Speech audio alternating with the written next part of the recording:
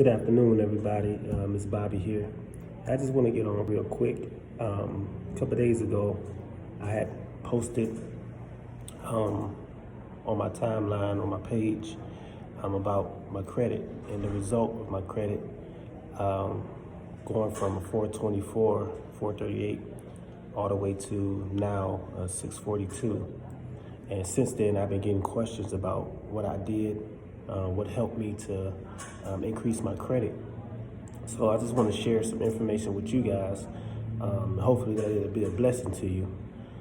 Let me preface this by saying I'm by no means a credit guru of that sort. But in my journey or quest for increasing my credit, I have come across some information that I think that'll be beneficial for you guys in your journey and as you pursue getting your credit right. So one thing to consider, first of all, you got to make up your mind that you want to live a different lifestyle. You have to make up in your mind. You have to have a changed mind because it's a behavioral thing. You have to change your mind the way you think about money, the way you think about credit. You have to change the way you think, right? Because in changing the way you think, you're going to change your behavior patterns and change your habits that cause you to get into bad debt. So that's the first thing. You got to change the way you think.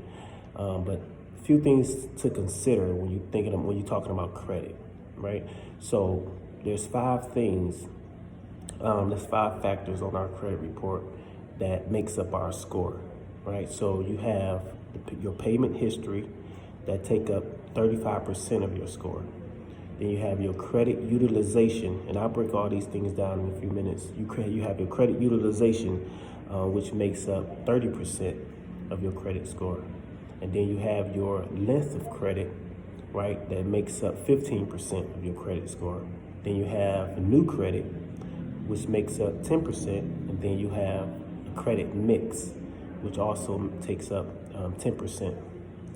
And one thing that people don't let us know, they don't teach us in school, is that if you focus just on these 2 things, which is your payment history and your credit utilization, that alone will cause your score to boost up tremendously.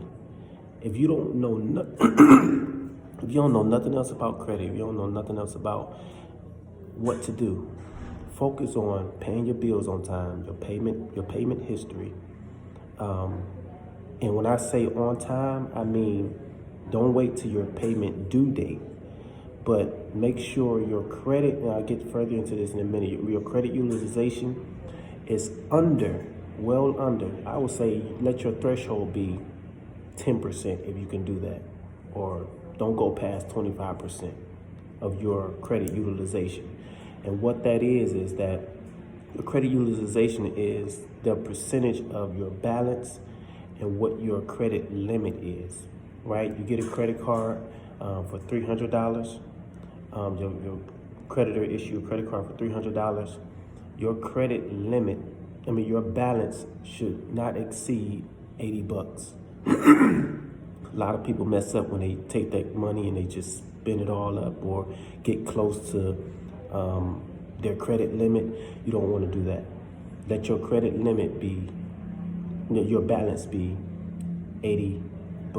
Let that be your limit, right? So don't exceed that. That'll be under 30%. If you got $1,000 credit limit, don't exceed your balance of $300. So that'll keep that under 30%. That's very important. And pay that on time. Pay it on time means pay it by your statement end date. So if you have a balance of $80 on a $300 credit card, let $80 be your balance by the time your statement end date, right? And then from your statement end date, your creditor is going to report your balance to the credit bureau by your statement end date. So it'll be at $80, right? So you'll be under 30%, and it's already been reported. But your due date your due date for your payment may not be due until 30 days going forward, right? So you can still pay your regular minimum balance, your regular minimum payment by that date, but make sure your balance is under 30% by your statement end date. Your statement end date. And that alone, and you pay that on time, and you be consistent in that on time every month, your credit is going to boost up tremendously. If you don't know nothing else, if you don't hear nothing else from me, note this: pay your balance, have your balance under 30%. I would say 10%, because the lower it is, the lower your balance is, the better your credit score is going to go up. So keep that in mind. Keep that in mind and pay it. Make sure it's down low by your statement end date. Make sure you under 30%. I can't stress this enough. By your statement end date, and your credit score will increase tremendously. I hope this is a blessing to you. I just wanted to share that. Be consistent. And also, what else I did was I reached out to my creditors for those who I owe, and I worked out a plan, or I even negotiated a settlement, and I did what I could to get those off and made those accounts current. And I just was paying on time every month, and making sure that I was paying my bills, my credit cards before my statement end date, and my balance was under 25%.